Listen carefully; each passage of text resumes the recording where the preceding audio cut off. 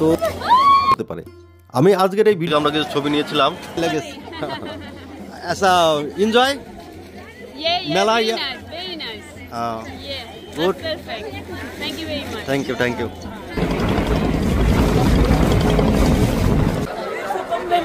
গত 13 জানুয়ারি থেকে আজ পর্যন্ত মোট 5টি শাহী স্নান অলরেডি হয়ে গেছে। বাকি আছে আর মাত্র একটি শাহী স্নান। আগামী 26শে ফেব্রুয়ারি মহাশিবরাত্রি স্নান। এখনও যারা কুম্ভমেলায় যাননি বা যাওয়ার ইচ্ছা আছে তাদের জন্য আজকের এই বিশেষ পর্ব।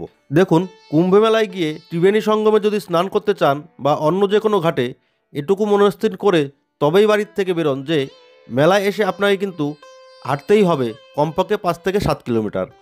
আর বর্তমান পরিস্থিতির ওপর দাঁড়িয়ে আপনি ট্রেনেই আসুন বা বাসে, জামেও আপনাকে পড়তে হবে, সেটা 2 ঘন্টার হোক বা 5 ঘন্টার। ত্রিবেণী সঙ্গম ঘাট হচ্ছে সেক্টর নম্বর 3-এ অবস্থিত। তো এই হচ্ছে ত্রিবেণী সঙ্গম ঘাট। ওইখানে কিন্তু নৌকায় করে স্নান করানো হচ্ছে, মানে 2টো নৌকা 3টে নৌকা একসাথে করে তার মাঝখানে নিয়ে গিয়ে স্নান করানো হচ্ছে। তো আমাদের নৌকাটা যেহেতু ওই পারে রয়েছে, তো সেই কারণে আমাদের সেই ব্যবস্থাটা হবে না, তো আমাদের এখানেই স্নান করতে হবে। তো এখানে প্রচুর শ্রদ্ধালু আছে যারা কিন্তু এখানেই স্নান করছে। তো আমিও এখানেই নামবো। প্রথমে ড্রেসটা চেঞ্জ করে নিই। তো বন্ধুরা, জল দেখে কিন্তু বুঝতেই পারছো এটা যমুনা নদী নয় আর গঙ্গাও নয়, এটা হচ্ছে ত্রিবেণী সঙ্গম। তো জল কিন্তু খুবই ঠান্ডা, জল কিন্তু খুবই ঠান্ডা। একটা ডুব না দিলে কিন্তু ঠান্ডা ভাবটা যাবে না। দেখো সবাই স্নান করছে, দেখো ম্যাডাম তো নাচও শুরু করে দিয়েছে এত ঠান্ডা জলের মধ্যেও। ও বাবা, বিশাল বিশাল ঠান্ডা। একটা ডুব দিয়ে নি, তারপর কথা বলছি। জয় মা গঙ্গে, জয় মা গঙ্গে, জয় মা গঙ্গে।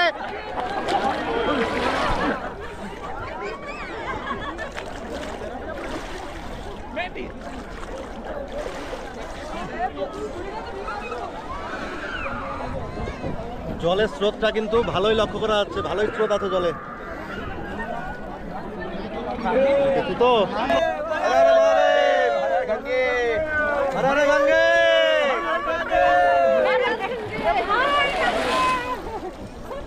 বন্ধুরা, আমার স্নান পর্ব শেষ। এই ত্রিবেণী সঙ্গমে স্নান করা হয়ে গেল। এখন আবার নৌকায় ফিরে যাওয়ার পালা। তারপরে এখন বাজে বিকেল 3:30। এরপরে কিছু খেতেও হবে। তো আমরা যে নৌকাটা এসেছি সেই নৌকায় এখন আস্তে আস্তে ফিরে যাই। লেটে হুয়ে হনুমান মন্দিরের ঠিক পাশেই রয়েছে শ্রী আদি শঙ্কর ভীমা মন্দির। আমি এখন পৌঁছে গেছি শ্রী আদি শঙ্করা বিমানম মণ্ডপম। এই ছবিটাই কিন্তু আমরা নেটে রিলসে প্রচুর দেখছি, ফেসবুক বা ইউটিউব রিলসে আমরা এই মন্দিরটা কিন্তু প্রচুর দেখছি। এই রিলটা কিন্তু প্রচুর শেয়ার হচ্ছে। তো আমার ভাগ্য হলো যে এই মন্দিরটা আমি সচক্ষে এসে দেখতে পাচ্ছি। রামেশ্বরমে রাম মন্দির দেখেছিলাম, সেই রাম মন্দিরের আদলেই কিন্তু উপরের কারুকার্যগুলো করা। এই সমস্ত সবই কিন্তু বহু পুরনো প্রাচীন মন্দির। এটা হচ্ছে শ্রী আদি শঙ্করা মণ্ডপম, 3 তলা বিশিষ্ট এই মন্দিরটি। এখান থেকেও কিন্তু কুম্ভমেলার খুব সুন্দর একটা দৃশ্য দেখা পড়ে যাচ্ছে। এই মন্দিরটা থেকে কিন্তু সুন্দর কুম্ভমেলার একটা দৃশ্য আমরা দেখতে পাচ্ছি। তো এটা 3 তলা মন্দির, আমরা 3 তলায় উঠবো, তারপর দেখছি।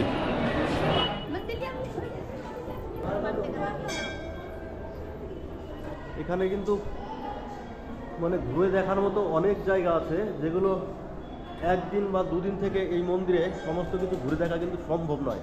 মানে এই মেলা চত্বরটা, এই কুম্ভ মেলা প্রাঙ্গণটা,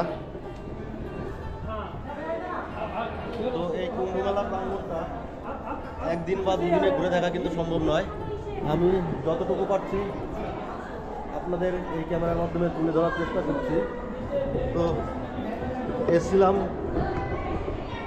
লেটে হয়ে হনুমান মন্দিরের জন্য, তো এটার কথা আমার জানা ছিল না। লেটে হয়ে হনুমান মন্দিরের উদ্দেশ্যে ছুটতে ছুটতে এখন আমরা এসে পৌঁছেছি এই মন্দিরটায়। তো এটাও কিন্তু একদমই লেটে হয়ে মন্দিরের, হনুমান মন্দিরের একদমই কাছে।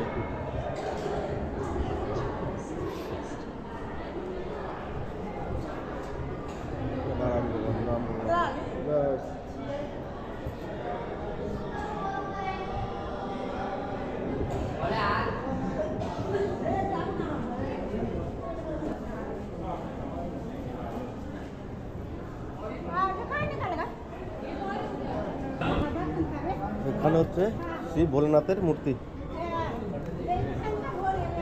জয় জয় শ্রী সাই বাবা, ওম জয় শ্রী ভোলে বাবা।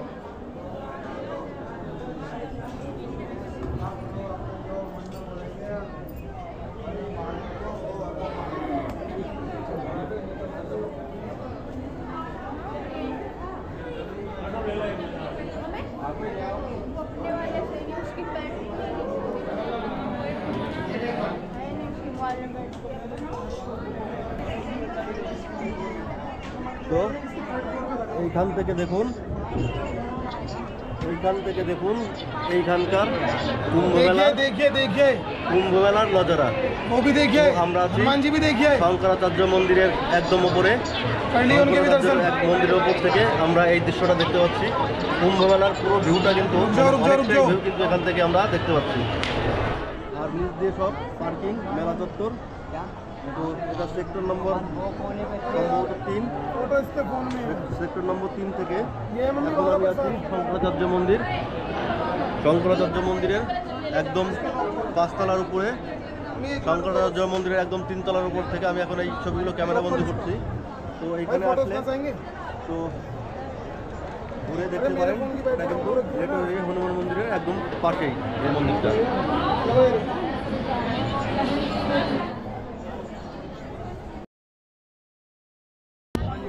তো বন্ধুরা, আমি এখন আছি বিখ্যাত সেই লেটে হয়ে হনুমান মন্দিরের সামনে।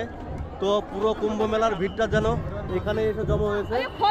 কুম্ভ মেলায় যতটা ভিড় দেখলাম ঠিক ততটাই ভিড় কিন্তু এই মন্দিরে এখানে জমা হয়েছে।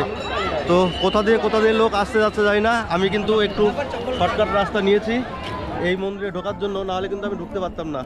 এই ব্যারিকেড যেখানে করা ছিল, ব্যারিকেডের ওইখান দিয়ে আমি কিন্তু একটু কায়দা করে ঢুকেছি, নাহলে কিন্তু আমি এখানে ঢুকতে পারতাম না, বা ঢুকতে গেলে হয়তো 3-4 ঘন্টার সময় লেগে যেত। তো যাই হোক, চলুন এখন মন্দিরটা একটু ঘুরে দেখাই।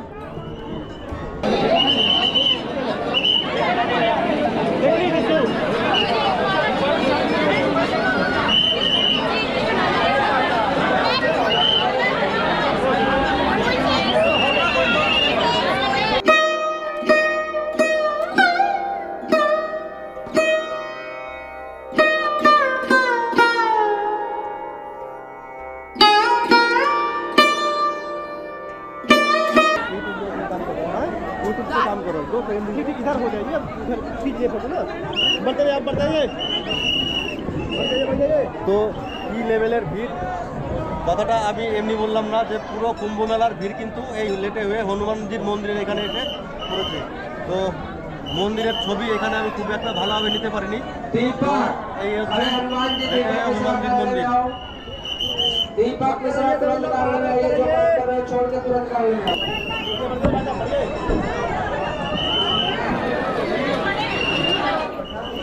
এটা হচ্ছে হনুমানজির মন্দির। অনেক কষ্টে পুলিশকে রাজি করিয়ে আমি ভিডিওটা দেখছি। তো দেখতেই পাচ্ছ ভিডিওটা ভিড় যখন ভিড়। চলো জোরসে বলো হনুমানজি কি জয়, সিয়ারাম কি জয়।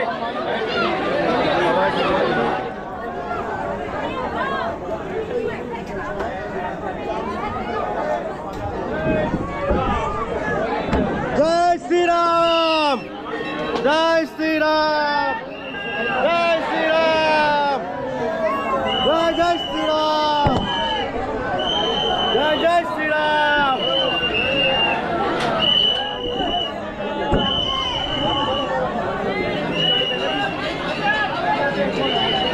তো পুরো কুম্ভ মেলার ভিড় কিন্তু এইখানেই লেগে গেছে।